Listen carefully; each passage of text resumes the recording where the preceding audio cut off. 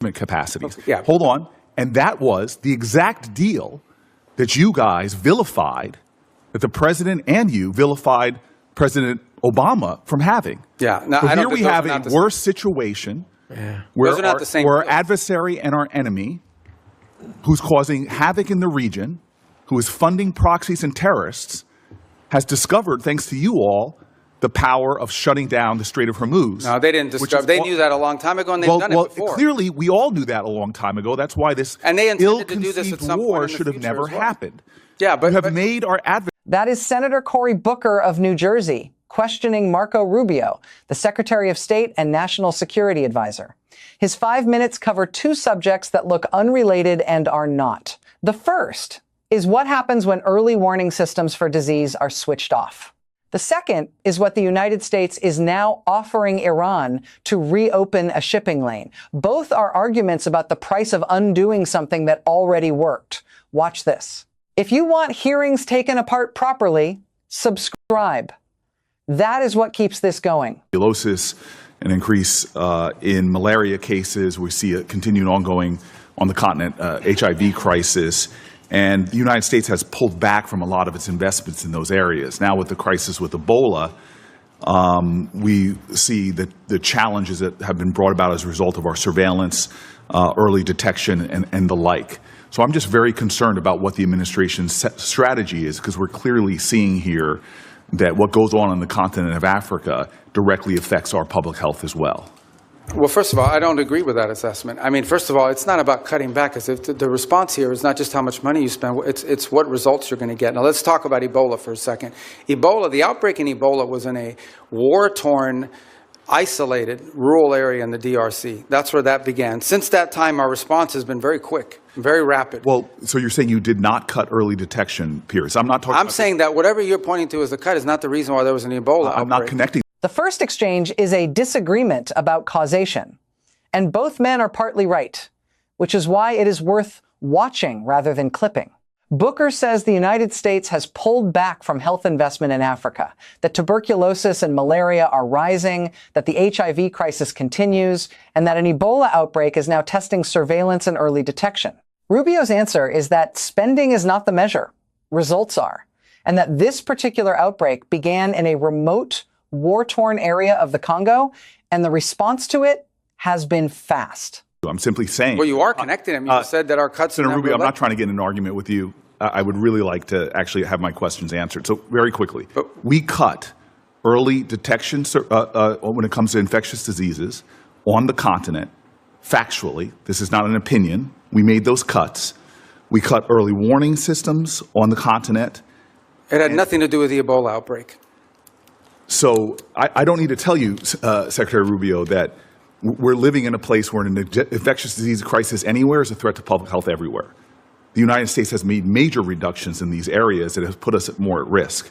If you're talking about this clearly Ebola crisis, there's other things and other cuts we've made, and you see it factually. Even our own State Department personnel that I've talked to are saying we're less prepared for a global outbreak than we were before. And my worry is, specifically in a budget hearing, is this budget makes even deeper cuts into the kind of things that could prevent the next outbreak, or, as we've seen with...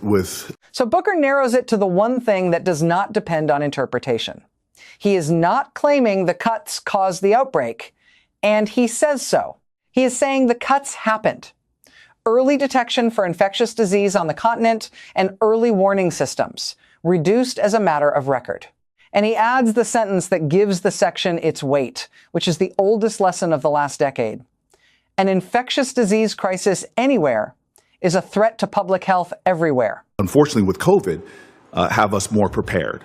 Yeah, I don't agree with that assessment. I don't know who told you that at the State Department. So just let's as an move example, on. My time is limited. I know, that's an important question. I don't want to on, eat up your time, but no, I need to answer that because I just don't agree with that. Mr. Secretary, you can't even agree on the facts. Because that's not accurate. I mean, again, you look at what we've entered into with these It's not accurate that we cut early detection. Because those have all been repurposed in different arrangements that we now have with these countries. As an example, I would like, for the record, because we're not going to cover it in my short time, if you're telling me we are as prepared or more prepared before the Trump administration came in. I'd like to see the facts. I think when these reforms are finalized, which we're on the verge of doing, we're actually going to be better prepared. We are responding today faster, not just to humanitarian crisis, but to outbreaks than we were before. We are responding in some cases within 70. Rubio disputes it directly. He says it is not accurate that early detection was cut, that those functions have been repurposed into different arrangements with the countries themselves, and that the department now responds within 72 hours in some cases and can move money to a task in ways the old system could not. Booker's response is the correct one for a hearing rather than a debate. Put it in the record. If the claim is that the country is as prepared or better prepared than before, he wants to see the figures. That request is the only thing either of them can be held to later. Hours are able to move funds to task, which you weren't able to do in the old system. And we're also building the capacity Mr. Secretary, Mr. Secretary, may I please reclaim my time to shift gears? The Strait of Hormuz, I was listening to their conversations you had with some of my colleagues. We've now seen the Strait closed for months, and you explained that we're going to see an opening of the Strait, and that ultimately the exchange we will get for that is after that fact we will release certain sanctions. Is that correct? No, that's not what I said. What I said was that if they open the straits, we will lift our blockade. The straits and the blockade are what are interrelated. And so for the nuclear program, in exchange for getting rid of the fissile material out of country, I imagine, is what the highly enriched uranium, we would release sanctions. Is that correct? Well, it's not just that. It's also their enrichment activity. They would have to, they would have to make very severe and significant concessions on what they intend to enrich in the future. And already with the March relaxing of sanctions. Then he shifts. And the second half is where the argument gets genuinely hard for the witness. Booker asks him to confirm the shape of the deal being negotiated. Rubio corrects one part precisely, and the correction matters. Opening the strait is traded against lifting the naval blockade. Those two are linked to each other. The nuclear side is separate. There, Iran would have to send its highly enriched uranium out of the country and accept severe limits on future enrichment. And in exchange, sanctions would come off. Allowing Iranians to sell oil to the Chinese, estimates have been between $10 and $50 billion they got from that relaxing of sanctions. How much money might we see in a deal in our relaxings of sanctions in order to get rid of the highly enriched uranium and stop their enrichment? Well, let me just tell you on that portion. The sanctions that were released on Iran were boats on the water. And so that oil was already out in the marketplace. It was sold at market rates, but the sanctions covered, and to the extent we've been able to enforce them, we have the revenues of those sales. So yeah, the Iranian oil was unsanctioned so that it could be sold, but the revenue would have to flow back to blocked accounts, which our sanctions were able to go after. We've also seized, I believe, 6 vessels in the Indo-Pacific that involved Iranian sanctioned oil on top of it. So that wasn't necessarily a trade. They didn't get $50 billion directly as a result of. They might have gotten some of it. They certainly didn't get the majority of it. They are now losing hundreds of millions of dollars a day in revenue because of the blockade. And the blockade exists because of what they're. Booker then asks the question, a former mayor asks, how much is this going to cost? He points to the relaxation of sanctions in March that let Iran sell oil to China, which he says is estimated to have been worth between $10 and $50 billion, and asks what the next round of relief will be worth. Rubio's answer is technical, and it is a real answer.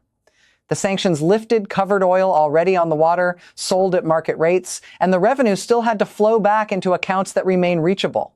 He says 6 vessels carrying sanctioned Iranian oil have been seized in the Indo-Pacific, and that Iran is now losing hundreds of millions of dollars a day because of the blockade. In the straits. Right. And I guess the conclusion I have, and my time's expired, is that the Strait of Hormuz was open before this unjustified war.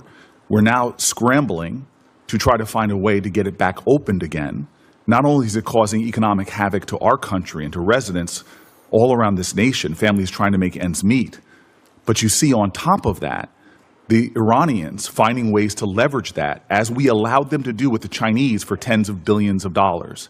And so my point is, before we even get to a nuclear negotiation, this regime is getting money to rebuild, purchase more drones, cause more havoc, And this is before we're even trying to get back to a But I point don't. where I apologize. I don't understand how they're getting this. What revenue are you referring to? well, there's two sources of revenue we're seeing. One is the revenue from the Chinese, that's factually documented. And number two, the revenue that you're proposing that they should receive by releasing all of their highly enriched uranium, as well as in making a commitment. Booker's closing is one sentence with a fact inside it.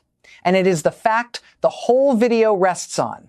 The Strait of Hormuz was open before the war. It is closed now. And the United States is scrambling to find a way to reopen it. He adds what that means at home, families paying at the pump, and what it means abroad.